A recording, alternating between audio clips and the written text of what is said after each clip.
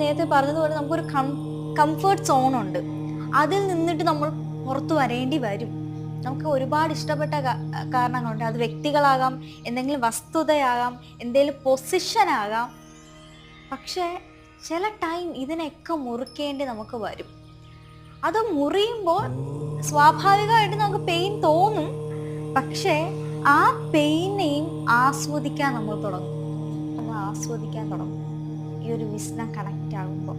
അപ്പോൾ ഇത് കണക്റ്റ് ആകുമ്പോൾ ഇഷ്ടപ്പെട്ടതും മുറിക്കേണ്ടിയും വരും, ഇഷ്ടമില്ലാത്ത കാര്യങ്ങൾ നമുക്ക് അഡോപ്റ്റ് ചെയ്യേണ്ടി വരും. നമുക്ക് ചില വ്യക്തികളുടെ നമുക്ക് നമ്മളിപ്പം കുറ്റം പറയുമ്പോഴും നമ്മളെ നീക്കി നിർത്തുമ്പോഴും ആ വ്യക്തിയോട് നമുക്കൊരു സ്വാഭാവികമായിട്ടൊരു വിരോധം തോന്നും, ദേഷ്യം തോന്നും, വെറുപ്പ് തോന്നും.